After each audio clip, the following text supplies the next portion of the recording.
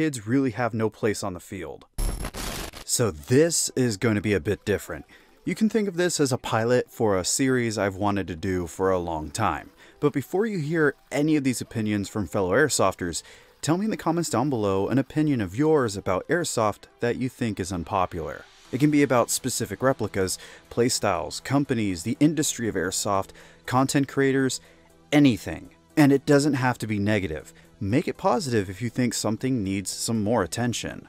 I just want to start some discussions. Maybe this series will get people to try out some new stuff or open themselves up to new things. I'll pick a bunch of comments for the next episode, so write up a couple paragraphs to explain your opinion and keep an eye out for the next episode to see if your quote made it in. And be sure to let me know if you enjoyed this pilot by hitting that like button or by sharing this video around. People trying to get TikTok/YouTube clips are detrimental to the sport. At my local field, the people who tend to shrug hits the most are the people with GoPros strapped to their helmets and their YouTube usernames on a patch. Not to mention the fact that so many channels decide that they're only going to upload videos of them getting hits or cheater clickbait titles, which is a pretty poor portrayal of what Airsoft is and end up giving the wrong idea to people joining the community.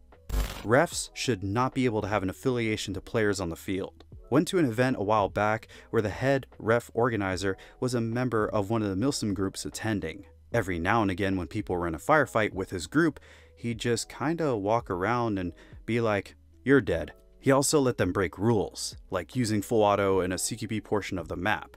It definitely put a damper on the mood of anyone not in that group. High rate of fire and hair triggers are pointless outside of true competitive tournaments. It takes one and only one to get someone out. If you need 15 rounds in less than a second to get someone, it means you're bad. This is coming from an LMG user. Suppressing a door so you or someone else can advance is fine, but mag dumping people on semi because I shoot until they call it is dumb, and you are bad at Airsoft. Leading into the next point is that Airsoft isn't as competitive as you think it is. Most people I know at the CQB field I go to are chill and play Airsoft as a hobby. That being said, players who take the game and themselves way too seriously need to take a chill pill. If your version of fun is being a speedy boy, that's fine, but if you're going up against a bunch of rentals, then chill out and slow down. Same goes for Milsim peeps. You don't have to use a tag in on a rental party or bust out the room clearing strats of people who are new or casually playing. I don't like the overtly political patches, even if I agree with the ideas that the patches represent. I'd rather have a gas blowback rifle and all of its issues than hear any AEG's motor. They just sound straight up goofy. I don't like the people who abuse HPA. I love the system and think it's great for those who are willing to sacrifice a little bit of realism, but all the mag dump compilations and things like that give the whole system a bad name. 0.2 gram BBs are still fine to use outdoors. Don't get me wrong, heavier BBs are better in virtually every situation. However, 0.2 gram BBs will still make the hit and fly true, even if they struggle to punch through brush and are more easily deflected. Plus, they're cheaper and still effective for use in LMGs, where lots of BBs are expended. Meleeing is good. Melee is fun. It just requires some understanding of restrictions and some dedicated vetting of implements. So long as melee weapons are flexible, blunt, and used without significant force behind any strike, a touch will do. Walloping someone is obviously not good. Their use should be safe. There was once a man who came to our game with 2 rubber knives, and only 2 rubber knives. He cleared multiple buildings. Here's mine, especially applies to the UK. Random doesn't equal funny. Simply having good kits doesn't make you an elitist. More people try to shame people for having expensive kits than ever shame people for having cheap stuff. Aw man, but if I can't be random, then I have to put thought into jokes.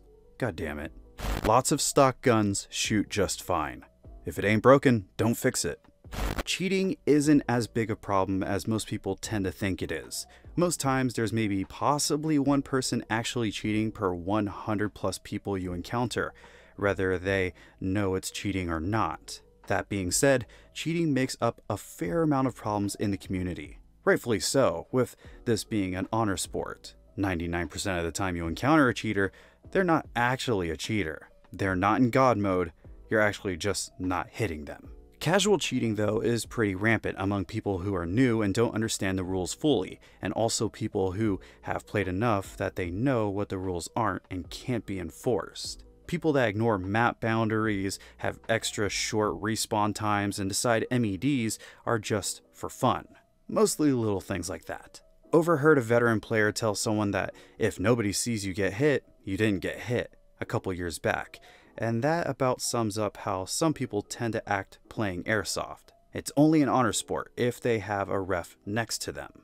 Really young kids that have an expensive setup, but you constantly find them shooting at barrels and the ceiling and random walls. Like, we get it, it's cool that you have an HPA tap drum magazine for your Glock 19, but you got 1 kill and 6 team kills while shooting the barrels that I'm currently hiding behind. Older airsofters getting butthurt over a kid shooting them. Also, tension between speedsofters and milsimmers. We all enjoy the same hobby. Airsoft manufacturers, why you no put arrows showing more hop on your hop units? Honestly, those people whose kits are designed to be ultra super effective, maximum lightweight, no drag, high speed, tactical, etc, adjective, and demand that others do the same really pisses me off. We had a guy at my local Vietnam War era milsim event who showed up in multicam pants, a micro chest rig, short-barreled M4, and a boonie hat. That's pretty fine on its own. Not everyone has NOM kits.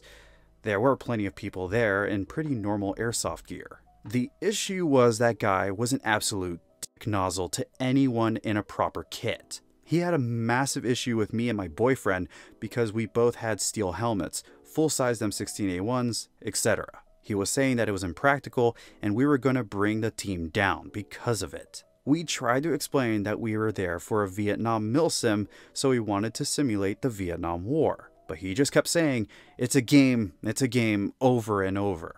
The guy was practically a cartoon character. Naturally, he left halfway through, and other players were complaining about him cheating all game.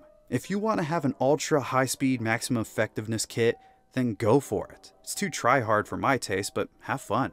But if you have that kit and demand everyone else try hard and have only hyper-effective kits and regard looks or immersion as nonsense, then go find another field. Or better again, don't play until you change your mindset. On top of that, people who turn up to milsim games both without reading the tax op and with no intention other than winning, just go to skirmishes. Winning is fun, but immersing yourself in a tense and awesome environment with all your buddies is so much more fun. Too many right-wing weirdos. People like T-Rex Arms and Travis Haley thinking they're recruiting the next generation of gun owners and using it as a ramp to their political beliefs is harming the sport and community. They're toy guns. Stop acting like you're going to fight in a civil war. Look what happened to Spartan 117, or whatever his name is. GMR is cringe and has ruined the spirit of the game. Not to mention, they were Q posting for a long time before the election. The best upgrade for your gun is a gym membership for the guy or gal carrying it. There, I said it. Mic drop. As a fat guy, I support this statement. I love a good patch, but having 300 on your plate carrier doesn't look good. It reminds me of a sticker bomb Vauxhall Corsa. Yeah, like a name, nationality, unit, morale patch, brand patch, or 2 looks good, but when you look like a NASCAR driver, it's a bit too much. Airsofters are really poor babysitters, so kids really have no place on the field.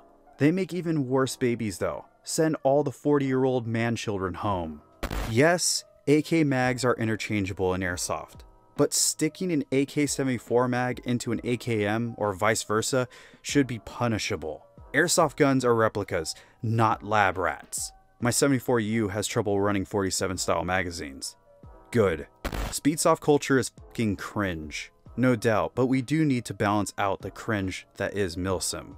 Milsim isn't cringe. People who take themselves too seriously are cringe.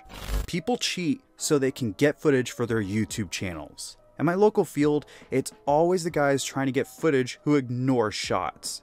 Also, historical loadouts? Kinda cringe sometimes. Speedsoft doesn't really have a reason to exist. Paintball is much better suited to that type of play. Airsoft is much better suited to milsim. Young kids up until at least age 16 shouldn't be allowed to play at fields with adults. There's a level of maturity required to play the game respectively and safely that young kids overall do not have. I understand that there's a lot of adults out there who also act like asshats, but let's be real. Who, on average, is more likely going to act like an immature douche? A 25-year-old who had to pay for his own gear and his own entry fees and transportation there, and who is also more easily held accountable for their actions?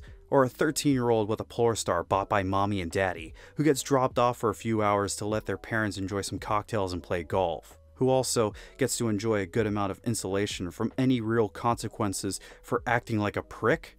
Also, I already know there's going to be some kids commenting saying, "Bro, I'm 15 and I would never act like that."